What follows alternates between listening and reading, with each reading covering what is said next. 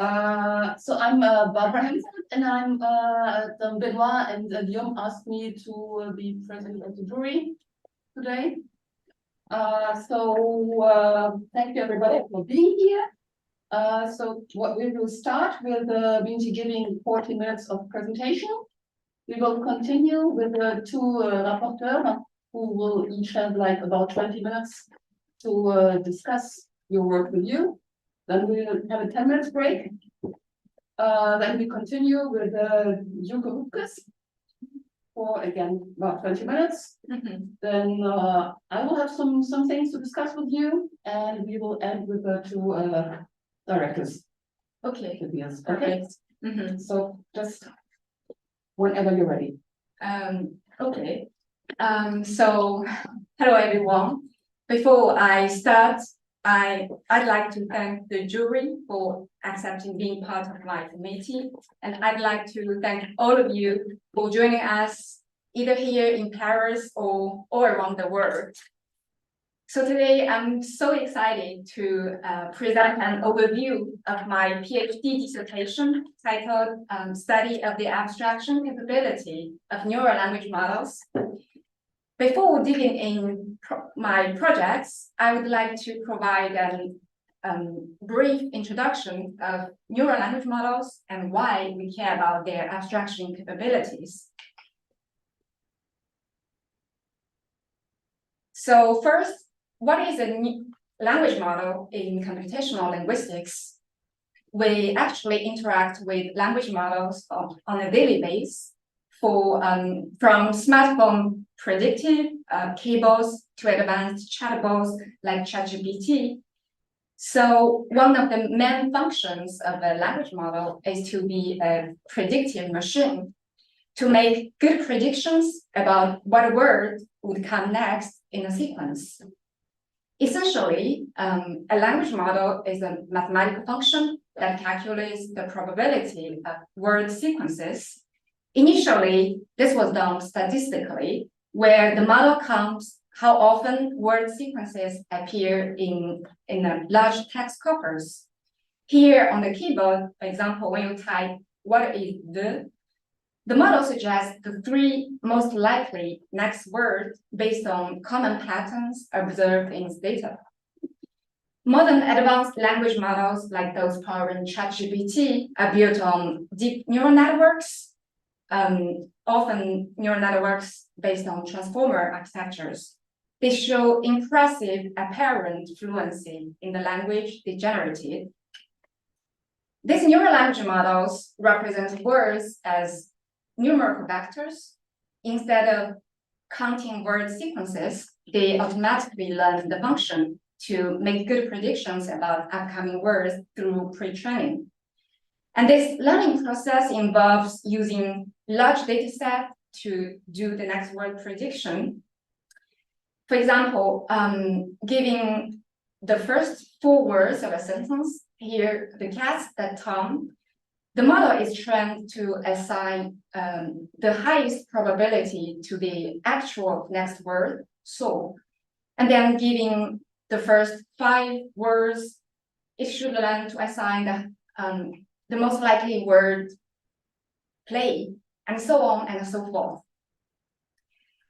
Through this process of repeated predictions, the model's initial word vectors are continuously refined through its complex neural layers. And the true power of these models isn't just in the ability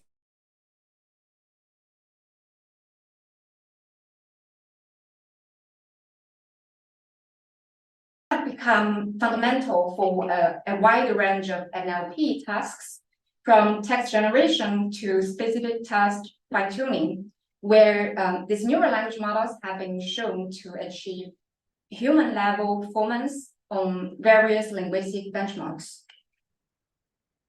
Well, the applied success of neural language models is particularly striking from a linguist's perspective, because the inherent structure of language does not have a transparent relationship with the vector-based representations used in this model.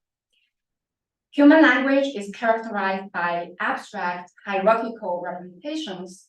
Words are categorized into grammatical groups like nouns and verbs, forming phrases and then sentences. This allows humans to derive the meaning of a sentence compositionally based on the meaning of its component and their syntactic arrangement. Contrary to traditional linguistic theories, which link language competence to these inherent structures and symbolic representations, neural language models takes a completely different approach.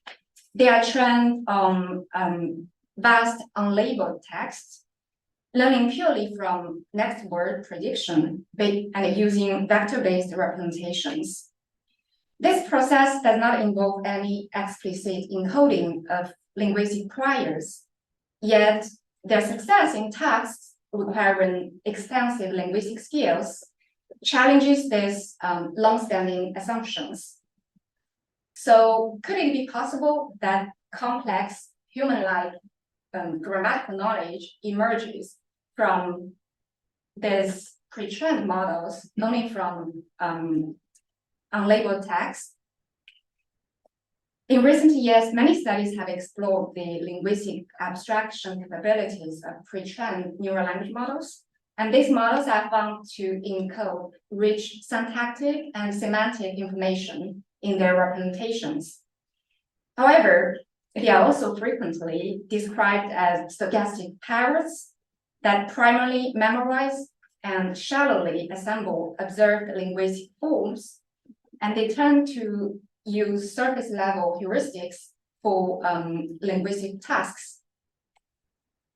My research project contributes to the ongoing exploration of linguistic abstraction in neural language models. And I focus on a fundamental question: how do neural language models represent syntactic structures? And specifically, I'm interested in understanding whether these models are essentially leveraging superficial patterns to mimic human language, or if they also implicitly learn and apply abstract rules. This question engages with a long-standing debate in computational linguistics about the essential role of hierarchical, rule-based structures in language processing. By exploring this question, my dissertation aims to achieve two main objectives. My first goal is to assess the potential of neural language models as explanatory tool for human syntactic processing. These neural language models can overcome many limitations of traditional psycholinguistics and cognitive science methods. They allow for large-scale experiments without human-related variables like fatigue or distraction. A model would not think about the lunch it's going to have while doing an experiment. And more importantly, neural language models provide a solution to the ethical complications common in experimental research.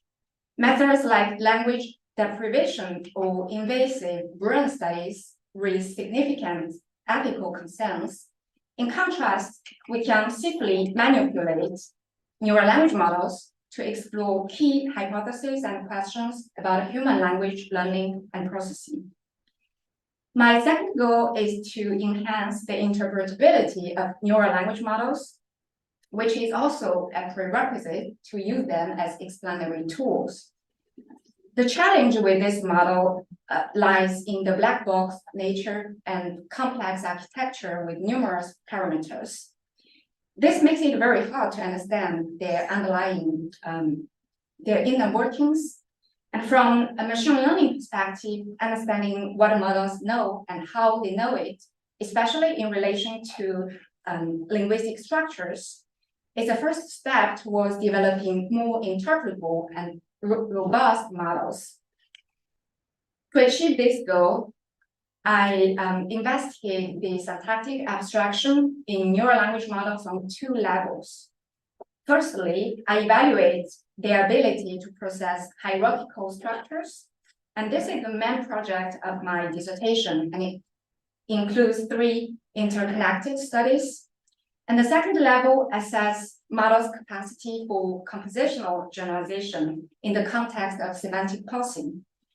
These two aspects are key features of human linguistic competence. So let's dive into my first project on hierarchical structure processing. In psycholinguistics, a paradigmatic test for human syntactic ability comes from agreement phenomenon. For instance, the subject-verb agreement in English, the form of the verb is determined by its syntactic subject, regardless of their linear distance or the intervening noun. Such a long-distance relationship exemplifies a hierarchical organization of language. And more importantly, we have here the morphological cues that allow to explicitly indicate these relationships. So this approach, pioneered by Lingzhen and colleagues, have been widely using to assess the syntactic ability of modern neural language models. In this setting, we check if a pre-trained language model assigns a higher probability to the correct verb form, here plural, as opposed to the singular form giving the sentence prefix. When I began my thesis, most of the research in this line focused on LSTM models and syntactic phenomenon in English. And these studies, in general, observed high prediction accuracy in various syntactic tasks, which led them to conclude that neural language models encode significant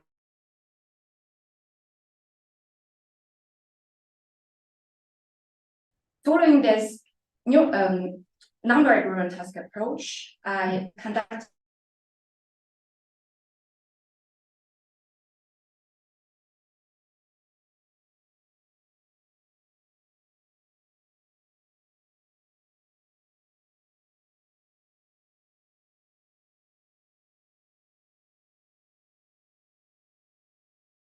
involves a verb and a preceding noun agreeing in number with the word good and several other tokens in between.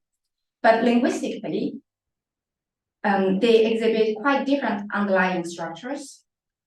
The first is about the subject-verb agreement across a relative clause, which do exist in English, where one has just to ignore the intervening clause to match the verb to its syntactic subject.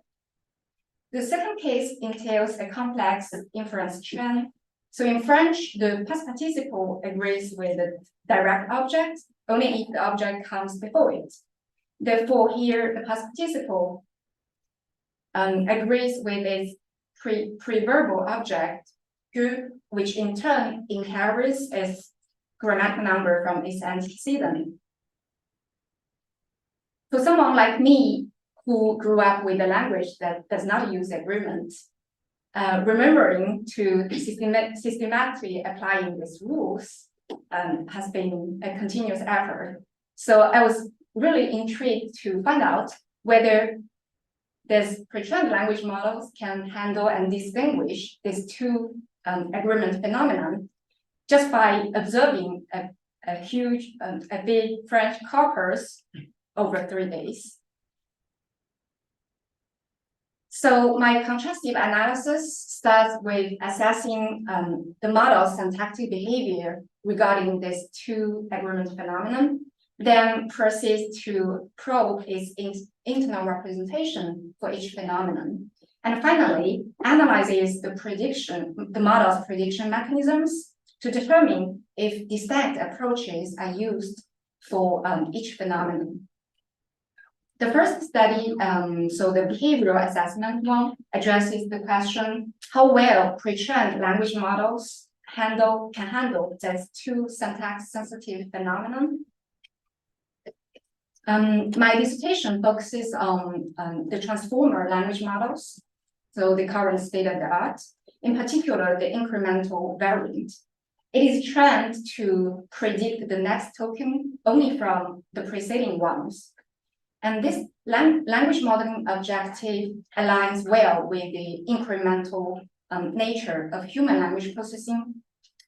I used a GPT-2-like model with the similar architecture, but using word-based tokenization and much smaller training data.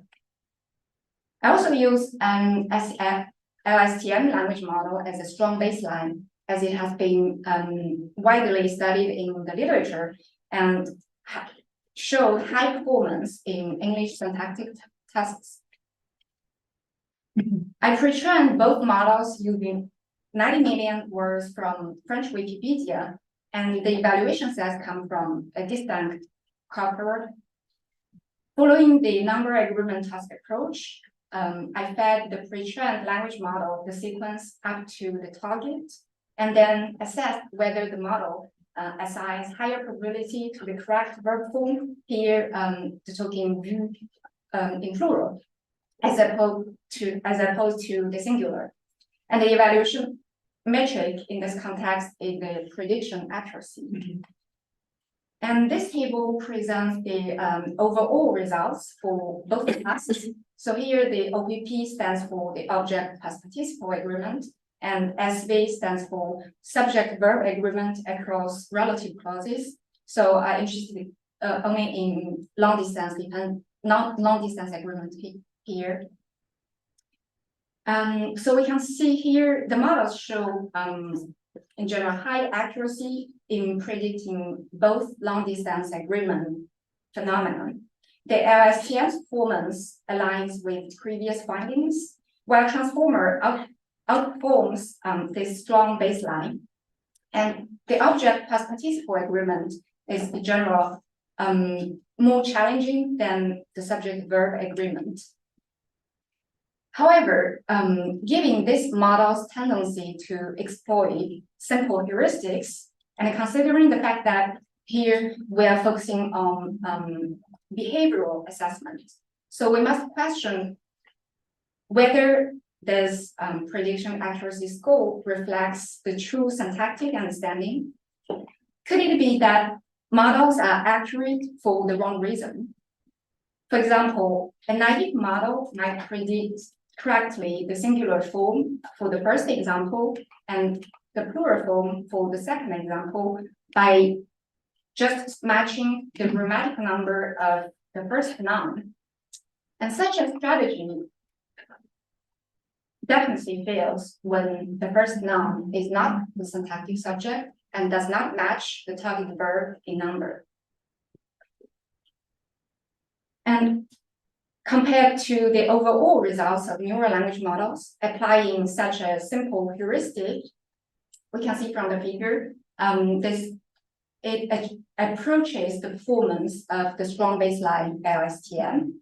And in cases like subject-verb agreement, the majority of sentences in naturally occurring data have the first noun as the syntactic subject. So the high accuracy on this evaluation sets does not necessarily suggest that models are accurately identifying the agreement controllers. They might be just following a simple heuristic. The verb should match the first noun in number, something that is very common in its training data. And this questions previous conclusions and highlights potential pitfalls in applying classical agreement tasks to neural language models. Apparently, we need sentences like the last one, where the agreement prediction cannot be solved by such a simple heuristic. So building on this concept, I developed a heuristic-based evaluation protocol. So first, I identified 5 simple heuristics, such as the grammatical number of the first noun, of the majority number expressed in the sentence prefix. And then these heuristics I used to measure the prediction difficulty in sentences. Specifically, I count how many heuristics can correctly predict the form of the target verb. So the more heuristics that match, the easier the task. And based on such a heuristic count, I split each evaluation set into 6 subsets. Therefore, the 0 heuristic subset gathers sentences where no heuristic matches the topic number. So the idea is if models maintain high performance in these challenging cases, it would suggest they must have developed more abstract representation of the sentence structure, which enables them to track long distance dependencies effectively. And a model that relies on surface level heuristic strategies would be expected to fail in these cases. And the evaluation analysis in the following studies will primarily focus on the most challenging cases, so those with 1 and 0 heuristic counts. And here are the results using our heuristic-based evaluation protocol. On the y-axis, we have the accuracy for the number agreement tasks, and on the x-axis, the heuristic count for each subset. So remember, the more heuristics that match, the simpler the task. The trend is very clear. Both models' performance drop with the increasing task difficulty, and in particular, in the object plus participle agreement, the LSTM performs surprisingly below chance level in the most challenging subsets. On the other hand, the transformer consistently outperforms across all subsets, and impressively, it still achieves around 80% accuracy in cases where the LSTM struggles. This highlights transformers' ability to derive abstract generalization beyond simple heuristics. So I didn't have the time to go through the control experiments, but the key takeaways here is training on next word prediction alone without additional grammatical guidance can teach models a substantial amount about the long distance agreement. Transformers in particular show a capacity to generalize well beyond heuristics. However, it's important to note that this does not imply transformer has acquired perfect syntactic performance.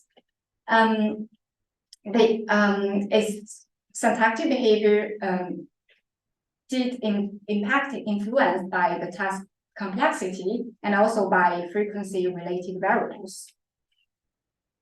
So given the results of our first study, we could assume, so it's reasonable to assume that transformer language model encodes syntactic information in its internal representations.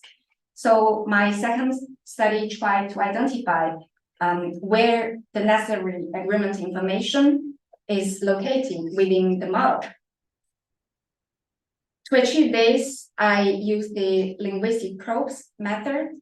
The idea is that if a linguistic property is encoded in a model representation, then it should be possible to train a diagnostic classifier to detect this property from these internal representations of model. For example, in a sentence with plural target verb, I want to determine how the plural information flows from the agreement controller, here the subject, to the target verb. I first extracted all the token representations of the sentence from the last layer of the transformer, then labeled each with a grammatical number of the target verb. So here is plural. And this labeling applies regardless of the actual token's actual grammatic number. So as you can see, even punctuation tokens are labeled as plural. And then classifiers were trained to predict this label from token representations. So for the results, I divide each sentence into 3 segments and report the aggregate accuracy for each segment. We have the sentence prefix in the part before the agreement controller, and the sentence suffix in the part after the target verb. So the context segment is the part between the two agreeing elements. We can see for both agreement tasks, the agreement information is essentially distributed within token representations of the context segment. And interestingly, the accuracy drops significantly after the target verb is encountered, as if once the number information is no longer useful, the representation no longer encoded it. In summary, the information about the syntactic agreement can be reliably extracted from all tokens between the agreement controller and the target. And a similar distribution pattern is observed for both agreement phenomena. So far, we have seen that transformer exhibits structure-sensitive behavior, and the probing results showed the location of agreement information within models' internal representations. However, probing has a well-known limitation. It reveals only a correlation. It does not tell us whether and how this encoded information is actually used for by model for predicting the syntactic agreement. So my third study investigates how the model uses encoded information for agreement resolution and whether it employs a similar approach for the two distinct agreement phenomena. Going back to our two long-distance agreement phenomena, we could formulate two hypotheses about models' decision-making process. Transformer might rely on tokens, all the tokens between the queue, which refers to the agreement controller for both agreement tasks, and the target. So this is suggested by our probing results. Alternatively, it might rely only on tokens that directly involved in the agreement rules. In this case, so for the subject-verb agreement is the subject group, and for the past participle agreement is the relative pronoun que and the its antecedent group. To determine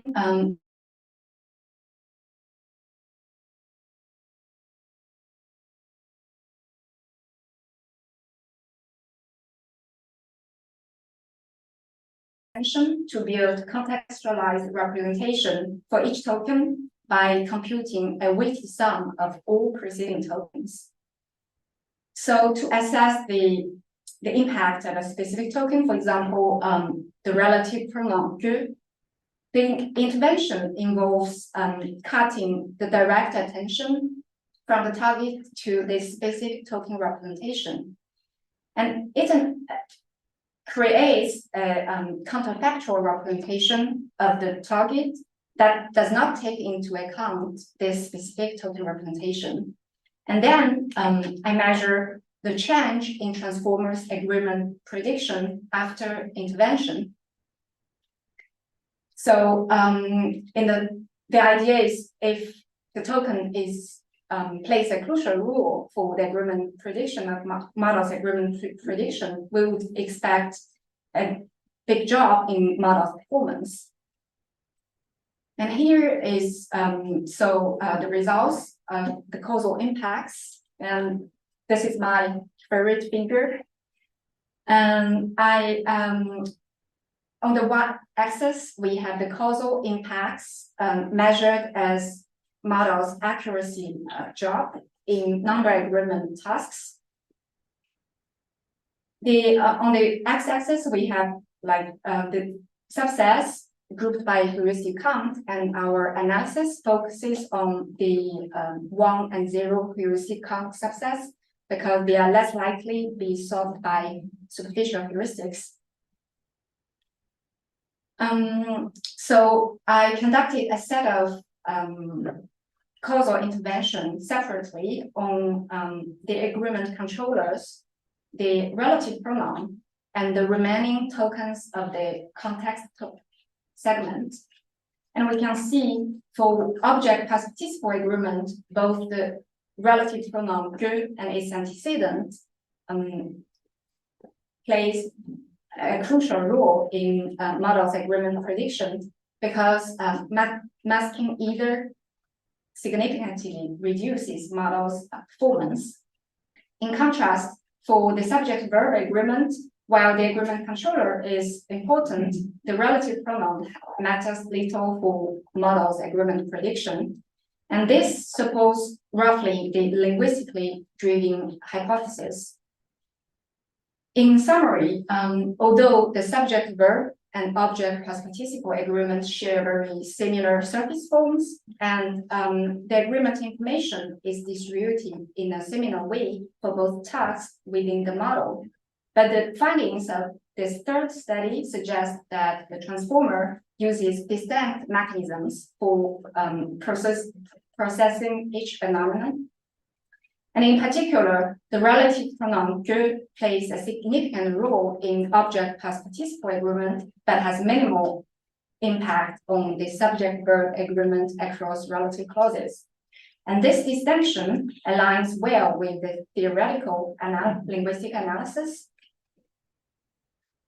So in conclusion, for the first project, this contrastive study provides further evidence about transformers' ability to abstract syntactic generalization, training with incremental next word prediction alone without any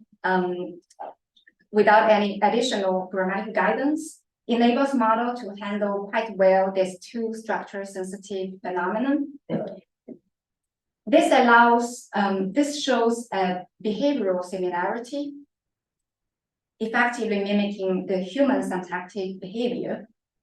Moreover, the model's predictions primarily rely on linguistically motivated cues, and thus suppose its representational adequacy for capturing syntactic information, and combined with our linguistically informed analysis framework, which starts from the syntactic behavior assessment and then pairs with probing approach and causal interventions, I believe that the incremental transformer can be a promising tool for modeling human syntactic processing. And my second project focuses on another key aspect of human linguistic competence, compositional generalization. The core question I explore here is whether transformer models can compositionally generalize observed structures. And this project is a collaborative work effort conducted during my visit to NYU. We know from the previous project that pre-trained language models use structural relationships between words for long-distance dependency prediction. For example, here, the subject-verb dependency across a relative clause. We can imagine that the models learning such structural relationship in two possible ways. First, it could be the case that models rely on training examples that are structurally similar to the evaluation sentences, and then flexibly expand the grammatical knowledge. In this scenario, the model still needs to understand that words belong to abstract categories, and the model should learn to apply distributional rules at this abstract categorical level. Alternatively, models could generalize by recombining components from different training examples. For example, they might dynamically combine the substructure in the first example with a verb phrase in the second to form a novel syntactic frame, thereby enabling tracking the long-distance dependency. Such compositional generalization, of course, initially requires lexical categorical abstraction. And this leads us to question if neural networks can generalize compositionally, which taps into a long-standing debate from the early 90s that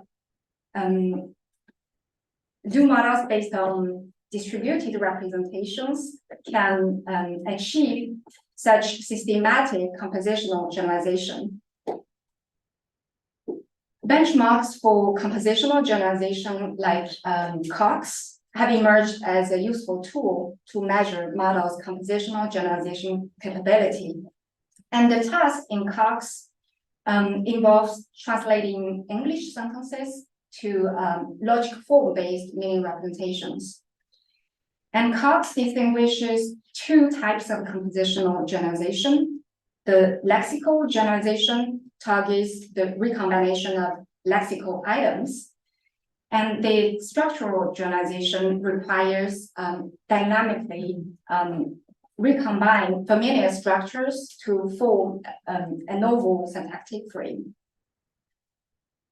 But the majority of the generalization cases in Cox target lexical generalization, which may lead to a biased view on a model's capacity to generalize compositionally. To address this, we introduced SLOG dataset that extends Cox with 14 new structural cases, including phenomena like recursion and failure gap dependencies. SLOG presents systematic gaps between training and evaluation sets, which can be trivially resolved by the principle of compositionality.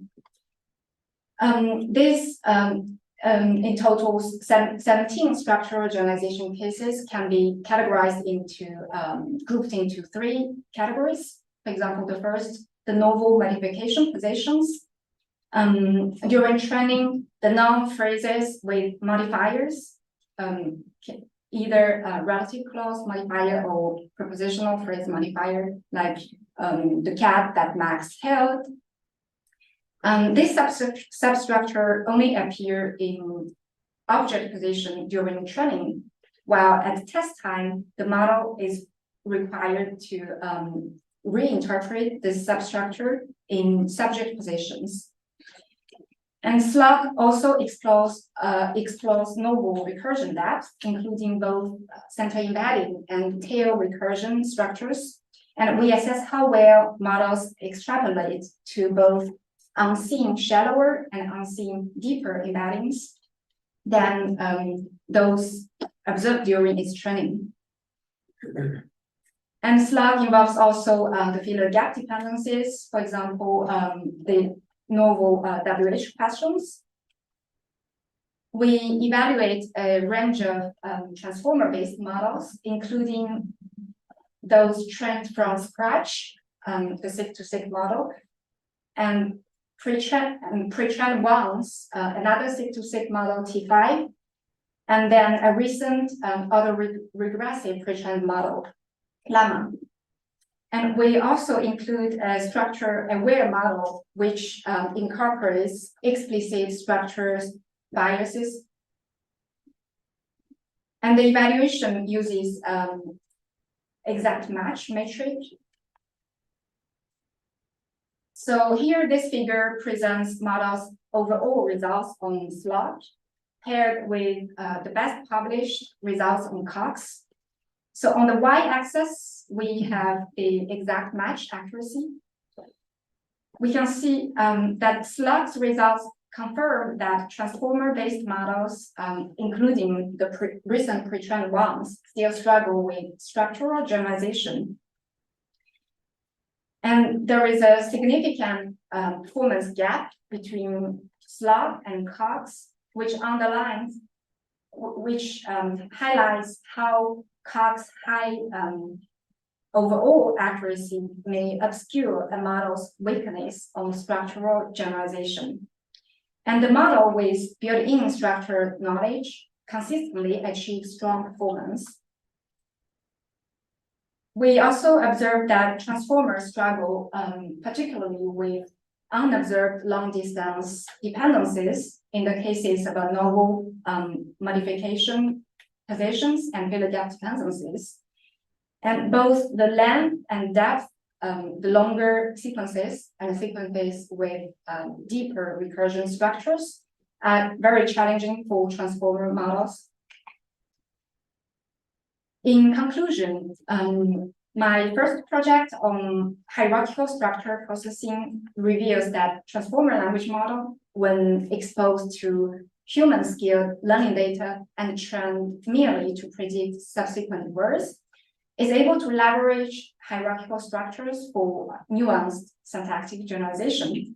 And this sets plausible lower bound on the learnability of such syntactic abstraction and provides a comparable baseline for understanding human syntactic processing. In contrast, findings from the second project suggest that transformers have a limited ability to generalize compositionally with unfamiliar structures.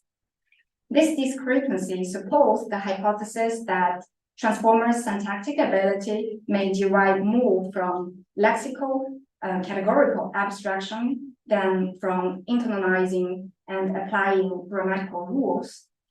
And this further suggests that transformer can achieve a sophisticated form of structure-dependent generalization without being compositional.